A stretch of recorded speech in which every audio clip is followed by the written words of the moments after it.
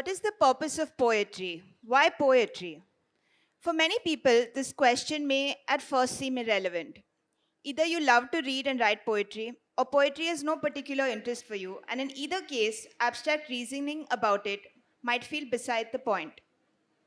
Unlike prose, poetry asks us to pay attention to language, not just sentence by sentence or even word by word, but syllable by syllable, sound by sound. The very rhythms and music of poetry demand that we listen, that we open our senses, and become aware of how we take meaning into our bodies. Similarly, poetry's shorter lines and the pauses that are built into the line breaks slow us down. Poetry asks us not to jump ahead, but to stay with the experience of reading. It invites presence. This slowing down, this act of attention is, as the philosopher Simone Weil said, a sacred act. Attention, taken to its highest degree, is the same thing as prayer. It presupposes faith and love. Absolutely unmixed attention is prayer. This is the space of our most primal cry. Grief, trauma, physical pain, all are part of this space and are often outside of language. It is also the space of our greatest joy, our desire, our love, and the space of the sacred itself, of mysticism and awe. The poems in this session search and explore the intimate landscapes of the self and the world without. I'll now introduce Anita Agnihotri. My life as a writer began by writing poetry in childhood, she says, which is why a fascinated poet and lyricist always lives within me. I had not learned the alphabet yet. I would compose poems orally, and my parents would write them down. Anita Agnihotri writes in Bangla. She has authored over 50 works, including poetry, short stories, and novels for young readers, and writes extensively on development issues. Her works have been translated into several Indian languages, including English. Anita Agnihotri received the Crossword Economist Award for her short story collection 17, along with Arunava Sen. Her recent trilogy, Mahanadi, Mahakantar, and Plabonjol, explores India's development. I'd like to invite Anita Agnihotri to read from her work. Thanks, everybody, for being here. Yes, I write in Bengali, and I'll be reading a few of my poems. When I started writing as a young child, and later also parallelly with prose, my poetry for some time remained as a expression of my innermost thoughts and feelings. But I noticed as I grew up, I traveled, poetry also got kind of mixed with the I would say the expressions of prose, and more reality, my angst, my unhappiness with whatever is going on started getting into poetry. I think that is real and natural for a poet. I will start with one poem, which is a very recent one, which is included in my Bengali anthology Bhulbona. Bhulbona in Bengali means I will not forget. And this has been translated into English by Arunabha Sinha. I'm reading the Bengali first. I'm sure most of you won't understand Bengali, but just to give you a feel of the sound of the language, that's all. It's called Bhulbona. তোমার নজর পড়লে বর্ষার ঘাস পুড়ে ছাই হয়ে যায়, বিশুদ্ধ রোষ কিভাবে লাশ তুলে আনে কবর থেকে তাও জানা। আমাদের গ্রামের এই বাজপড়া গাছগুলি, পোড়া বাড়ির কঙ্কাল আর বিষাক্ত পুকুরে ভাসন্ত মাছেরা তোমার হিমশীতল সুরক্ষা না পেয়ে সাদা কালো ছবি হয়ে গেছে। আমি মরতে চাই না হে শাসক, শহীদ হব না কোনো মতে, যা বলিনি তা বলানোর ষড়যন্ত্রে সলিটারি সেলের ধোঁয়ার ভিতর এক যুগ। আমার শরীর থেকে যদি খসে পড়ে মাংস আর হাড়, বেঁচে থাকবো, ভুলিনি আমি কিছু ভুলবো না, এই কথা দুনিয়াকে বলার জন্য রয়ে যাব ভয়ের একেবারে শেষ সীমায়, যেখানে ভয় শূন্যতার অলৌকিক ফ্লুরেসেন্ট বিভা তার গর্ভে। It's actually a political poem. It is addressing the ruler, the Shashok, about my own strategy of being fearless and not forgetting anything and surviving, of course. I don't want to be a martyr, the poet says. I won't forget. Your eyes burn rain soaked grass to ashes. How pure rage exhumes the corpse from the grave is known too. These trees struck by lightning in our village, the skeletons of incinerated buildings, fish floating in the poisoned lake have, without your ice cold sanctuary, turned into black and white pictures. I don't wish to die, O ruler, nor be a martyr, a conspiracy to make me say what I did not. Shrouded in smoke in a solitary cell for decades, even if my body were stripped of flesh and bones, I will live. I have not forgotten. I will not forget. I will remain to say all of this to the world on the very last frontier of fear with the glow of miraculous fluorescence of fearlessness in its womb. Thank you. I will read a few more which are in Bengali, but I'll read the translation. These translations have been done by Shormishtha Dattagupta and Shambhavi Ghosh. The second one is clouds, Megh. Like primordial fishes, clouds roam in the darkness, from one corner to the next, sometimes snarling the opposite way. Far beneath the clouds, there are houses, paddy fields, extinct rivers. Clouds ignore them because they themselves aren't perennial. Someone is singing lullabies, somewhere a baby is crying incessantly, as tireless as the oil press. The clouds couldn't care less. They come and go. When the sun is out, humans slackened like smoke, run along with clouds above their heads. Women reap the paddy amidst clouds. A flock of children come running out of the clouds. School is over. Rainy day. Life is transient, yet humans look up to clouds. There is cloud swathed paddy, cloud wrapped poetry, and songs. This poem is called Break. It is one of emancipation. I'm not playing now. You know, when we play, sometimes we give a break saying that I'm not playing now. In Bengali, we say Abbu, Abbulish, like this. I'm not playing now. I'm sitting on a rock in the middle of a river. I am now taking in the air a complete unrestricted breath. No one will catch me. I am now walking through a forest of sagoon trees, yellow leaves in my hair, a primal scent hugging me like a sari. No one will catch me. I am now the grey hill beyond the horizon, drenched in moonlight, not in play, in dreams. I am now flying in the blue, looking at shooting stars close to the Andromeda. I am not returning to the game now. I breathe deep. The last poem in this sequence is called Drought, Khora. In our parched life, clouds turn black, clouds turn back midway. In our parched life, clouds turn back midway. Buffalo skeletons rise from the well's waterless heart.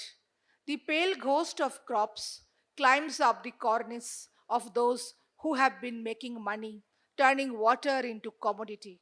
Seen from outside, their tables look overladen. Its rainless clouds they rip out and devour with human blood. Thank you.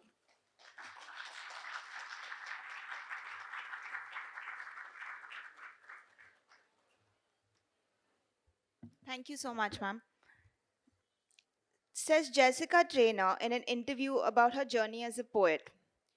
Poetry was always something that was around and part of family life. I got really hooked when we started reading poets like Robert Frost and Walter de la Mare in primary school. It was the atmosphere of this kind of work that really appealed to me, that sense of reaching towards something unspoken or unsayable. Says a critic of her book Pit Lullabies, here is an acerbic wit infused with ruminations on the female body along with the concerns of early parenthood. Trainer's sound is effortlessly hypnotic, her language formed, deliberate, and lyrical. Jessica Traynor is a poet, essayist, and librettist, and is currently the 2023 was the Arts 2023 Arts Council Writer in Residence at Galway University. She has received many awards and recognitions for her work. In addition to being named the Hennessy New Writer of the Year, she won both the Ireland Chair Poetry Bursary and the Listowel Poetry Prize. In 2016, she was named one of the rising generation of poets by Poetry Ireland. She was the recipient of a Dublin City Council Literature Bursary and was also chosen for the Poetry Ireland Introductions series. She's an inaugural Creative Fellow of University College Dublin, where she completed her master's degree in creative writing in 2008. I'd like to invite Jessica to read from her work.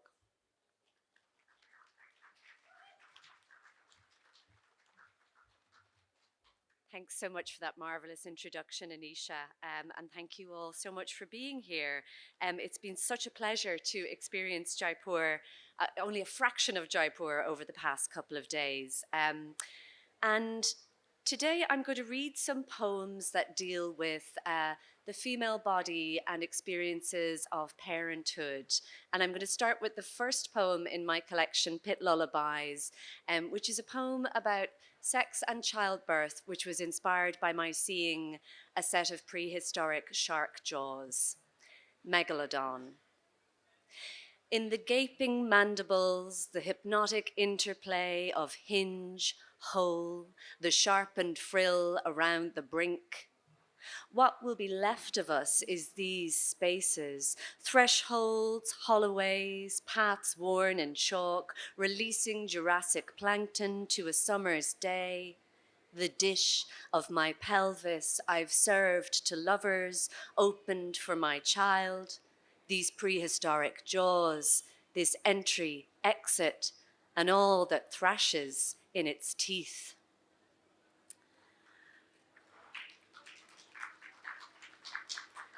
Thank you. The next poem I'm going to read is called In the Birthing Room, and I think that's probably all the explanation it needs. The choir sings pitchy and off-key, but still my hands grasp, flutter, try to shape these unruly phrases till the drag of morphine collapses them. I can't read the singers' faces behind their masks, and the lighting is bad, pale green gowns, glinting implements, very postmodern, post-dramatic. But they won't stand still. One soloist bends over me, very quiet, very serious. And the music must be good because I feel something tug in me, a root that shouldn't be disturbed. Don't cry, you're the conductor. Then for some reason I'm given a prize, but it's a baby, her eyes black. We look at each other, there must be some mistake before she's taken away. It's quiet when the cleanup team arrives. There is so much blood. I'm sorry, but do you know if I've been cut? Of course you have, they say.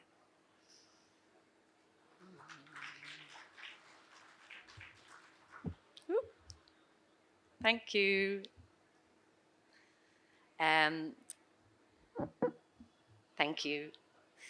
The next poem I'm going to read is a poem that was commissioned in 2018, and it was commissioned to respond to the work of Jonathan Swift, who is Ireland's famous satirist of the 18th century. And the commission was to try and respond to a contemporary issue in Ireland with the same kind of grotesque approach that Jonathan Swift might have taken in his time. And the issue that I wanted to respond to in 2018 was the issue of femicide and violence against women in Ireland, which of course is a worldwide problem. And I think there is a tendency after violence against women occurs in a society for people to make a kind of a martyr of the woman who has been murdered.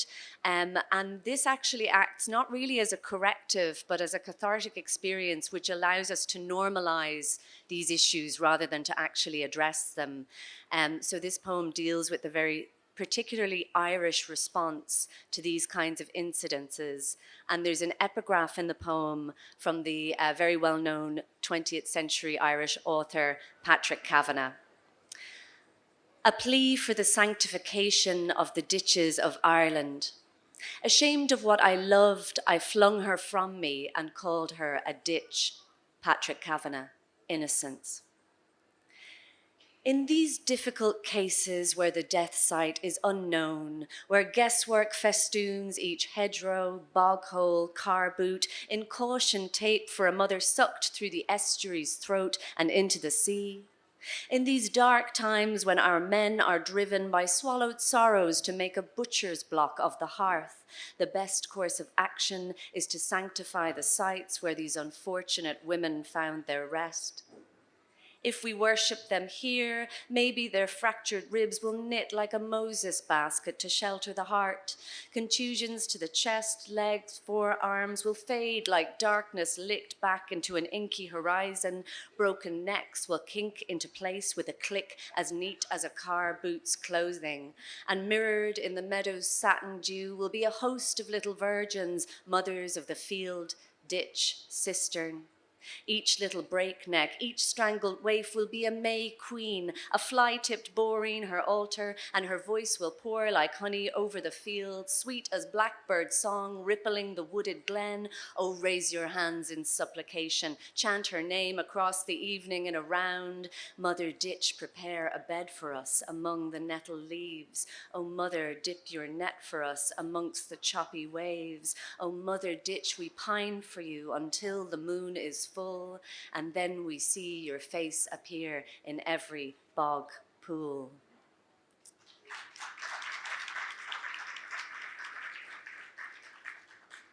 I'm just going to read one more, which I think is maybe not the one that I sent through. So if there's words up on the screen, they will be the wrong words. Apologies, but you'll get a bonus poem, I suppose, if you're reading along. When I wrote this book, I had just given birth to my first daughter. And one of the things I was dealing with was the, alongside the love and the hope of bringing new life into the world, but also the slight sense, which has only increased since that time, that I've brought a child into an era that's quite apocalyptic. So this poem tries to deal with that feeling, the wood between the worlds.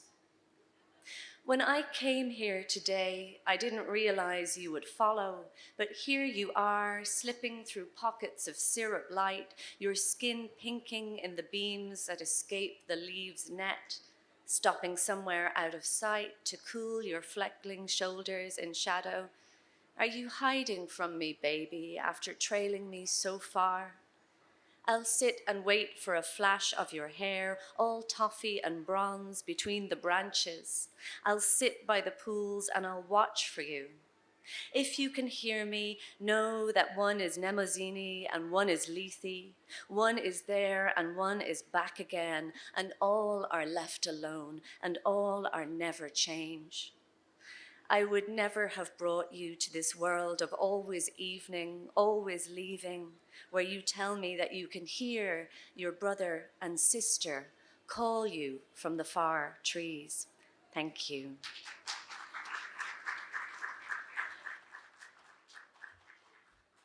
Thanks, Jessica. Those were really heartrending and powerful poems. Thank you so much. I'll now introduce Badri Narayan. In his poems, Professor Narayan has not only searched for the timeless values of love, compassion, brotherhood, and nonviolence, but has also given voice to the weak, the oppressed, and the marginalized groups. His poems have been translated into English, Dutch, French, and Oriya. Professor Narayan has been honored with the Bharat Bhushan Agarwal Award, the Banarasi Prasad Bhojpuri Award, the Kedar Award, the Spandan Kirti Award, the Rashtrakavi Dinkar Award, the Shamshar Award, and the Meera Smriti Award for Poetry. He's an eminent Hindi poet, and he's one of the most important poets who emerged in the 90s. He's also an expert in social history and cultural anthropology. The poetic emotions and feelings, along with the sociological vision, provide a strong and sharp understanding of his social science, research, and poetry. The use of folk images gives him a distinct place in the field of poetry. Recently, he has been awarded the Sahitya Academy 2022 for Hindi Award for his poetry collection, Tumdi Ke Shab. I'd like to invite Badri ji to read from his work. Thank you.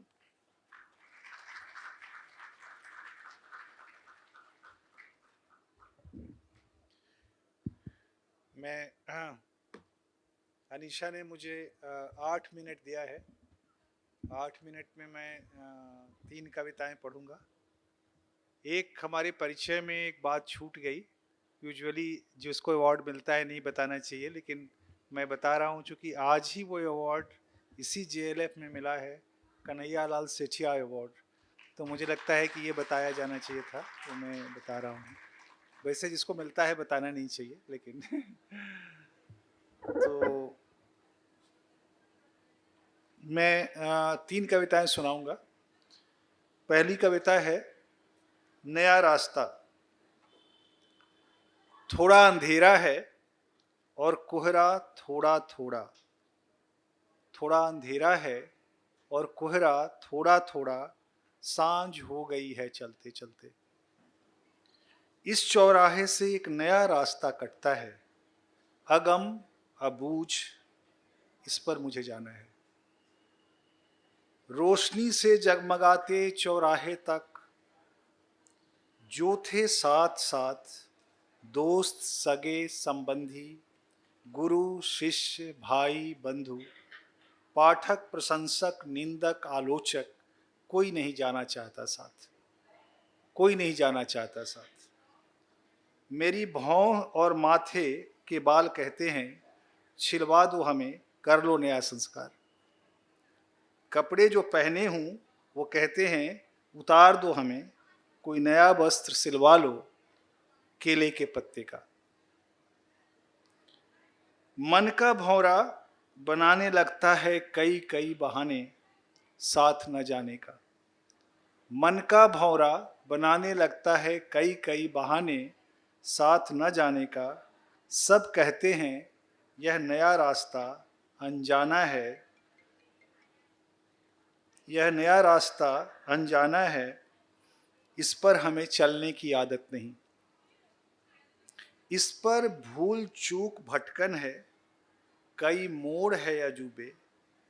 इस पर भूल चूक भटकन है, कई मोड़ हैं अजूबे। पहले संगी साथी छोड़ते हैं साथ, फिर संबंधी। इसके बाद मन कड़ा कर संग संग पला बढ़ा, भाई देता है विदाई। फिर पत्नी छोड़ती है साथ। कवि आलोचक संगठक प्रचारक सब छोड़ते जाते हैं साथ, सब छोड़ते जाते हैं साथ।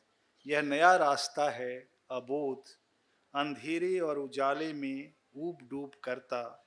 इस पर हमें चलना है अकेले, इस पर हमें चलना है अकेले। दूसरी कविता है जो मैं आपको सुनाना चाहता हूँ, वो है, उसका शीर्षक है न जाने क्या हुआ। न जाने क्या हुआ, कल एक राजा नींद में चिल्ला उठा। न जाने क्या हुआ, कल एक राजा नींद में चिल्ला उठा, मंत्रियों मुझे लोक गाथाओं में जगह चाहिए। मंत्रियों मुझे लोक गाथाओं में जगह चाहिए। चिंतित हुए सारे मंत्री अधिकारी हैरान, जिसके पास पुलिस है, असंख्य सेना है, जल दुर्ग थल दुर्ग 64 किले हैं, उस राजा को क्या जरूरत पड़ी लोक गाथाओं में जगह के लिए। हुआ गहन विचार, शब्द सत्ता स्मृतियां मिथक गाथा पुराण, पुरखे पुरोहित ओम ओम ब्रह्म ज्ञान, सबको बुलाया गया। सब ने सुना, सब सोच में पड़ गए, इस राजा के लिए लोक गाथाओं में कैसे जगह बनाई जाए। चलो यह राज किसी मदारी से जानी जाए, चलो यह राज किसी मदारी से जानी जाए। खैर साहब न जाने कहां से पकड़ एक बाजीगर बुलाया गया, उसे सारी स्थितियों से अवगत कराया गया। सब सुन हंसा मदारी, यह लो, हा हा हा। राजा को भी अब लोक गाथाओं में जगह चाहिए, जगह भी वहां जहां लोक गाथाओं में नायक बैठते हैं। अचानक वह हुआ गंभीर, फिर पूछा, कवियों से बात की? नहीं। लेखकों से बात की? नहीं। गांवों में जिनकी आंखों में डूबता है सूरज, उन बूढ़ी औरतों से बात की? नहीं। तो मूर्खों, राजा के लिए किस तरह और कैसे जगह बनाओगे लोक गाथाओं में? इसके लिए गलियों, पेड़ों, चिड़ियों से बात करनी होगी, हवा को समझाना होगा, पानी को मनाना होगा, बीजों को कहीं ले जाकर धीमे से बुझाना होगा, कायाकल्प करना होगा। कायाकल्प करना होगा, इतने पर भी नहीं होगा, सबसे बड़ी बात है कि राजा को मरना होगा।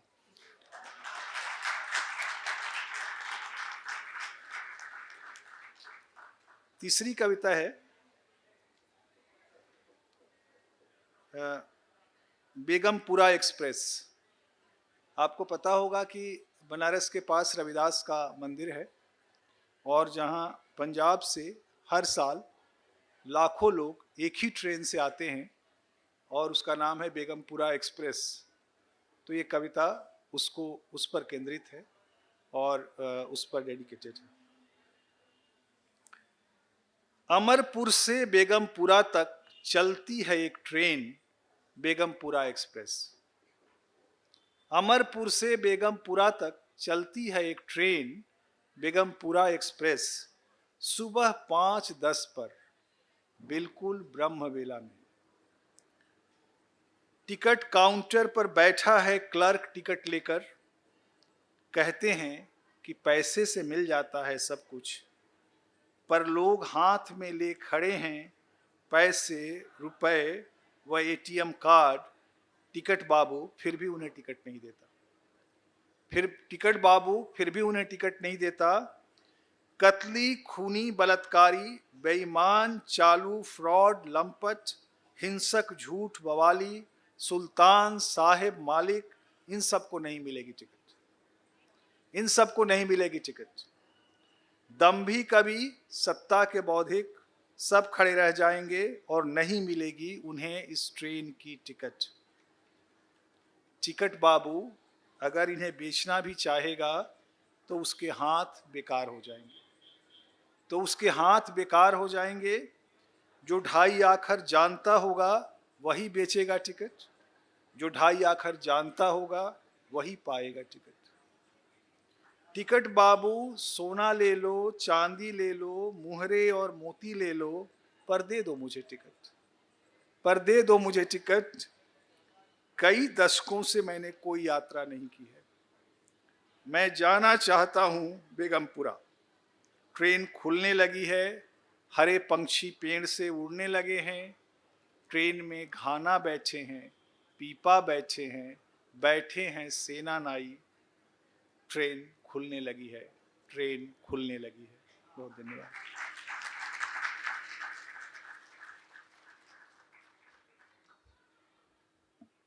Thank you, Badri ji, for those really powerful poems. We have some time, so I'd like to invite our poets again to do another round of readings. I'd like to invite Anita ji first.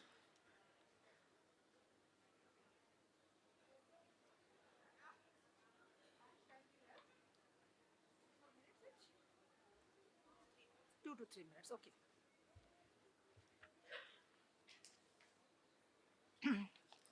Time for 2 short poems of love, actually, romantic poems. The first one is called Lover. It is the imagination of a lover who thinks he is an old sari. I am that ancient sari you now use for drying lentil blobs. Because it's ripped in places, neither hungry nor thirsty, I'm sucking in sunlight from the morning and thinking you must be coming in any minute after your bath. Border faded, loose threads hanging from it, but still I think you should have got it mended. I could return home healed. Love wounds gaping, my body sliced up in pain. I can no longer embrace you. I lie covered in sunshine and lentil pest. all ears for your footsteps since dawn. You stand like a sepia toned picture where the spiral staircase coils up towards destiny. A flock of spiraling stripes from my body rush to touch you. I know that they will never reach their destination like the light from distant stars, so long as I live. The last poem is a short poem called Desire. In Bengali, it is Akinchan. Here also, I read the Bengali, 4 lines, and then the English. Akinchan, বারণ করো না, তোমার পায়ের কাছে রেখে দিই ফুল, পঞ্চমুখী জবা, লাল করবীর অস্তরাগ, ধবল টগর। স্পর্শে যে আকিঞ্চন বয়ে নিয়ে এতবার ব্যর্থ ফিরে গেছি, তাকে আজ মুগ্ধতার অধিকার দাও। And in English, do not forbid. Let me keep flowers at your feet. 5-petaled hibiscus, dusky red oleanders, white togor. So many a time have returned disappointed, carrying around this desire for a touch. Give it at last the right to devotion. Thank you.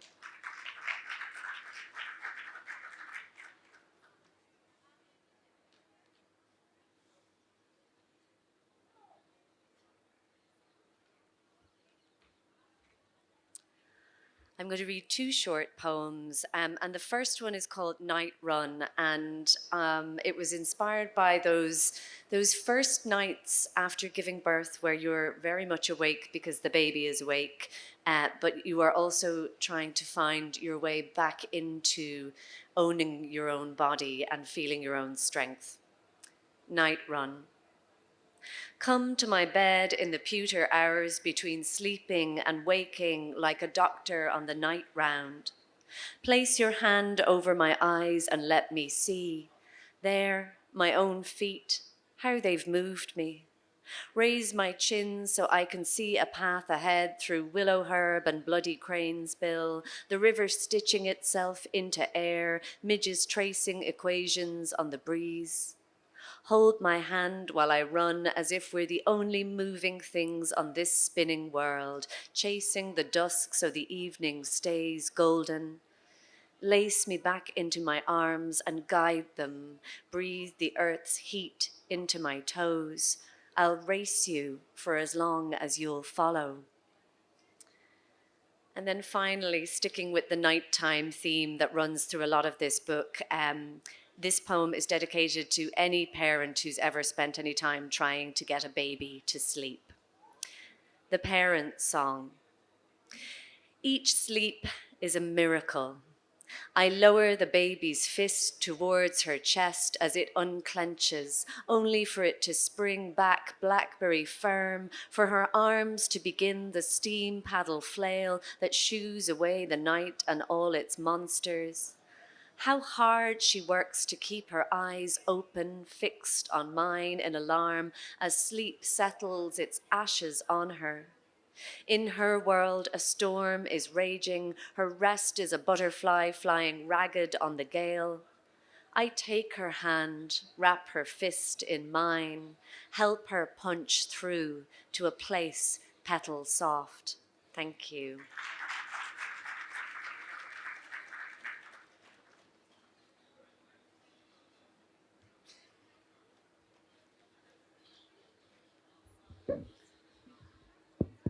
दो छोटी कविताएं सुनाऊंगा।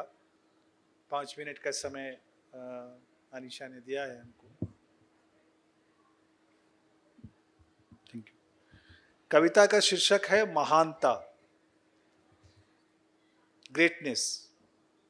Greatness. इधर न घड़ी चल रही थी, न चौक पर टंगा घंटा बज रहा था। इधर न घड़ी चल रही थी, न चौक पर टंगा घंटा बज रहा था। महापौर चिंतित थे, उन्होंने कल ही बुलाई थी मीटिंग।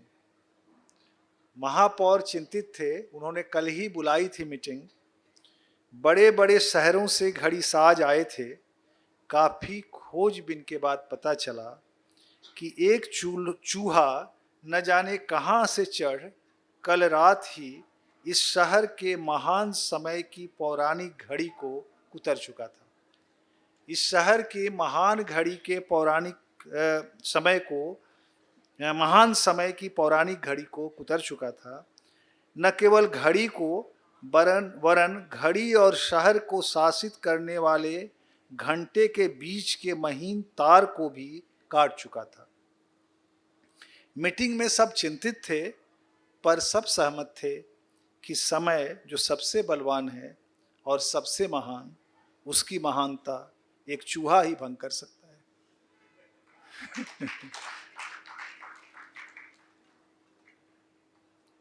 दूसरी कविता सुना रहे हैं। दूसरी कविता है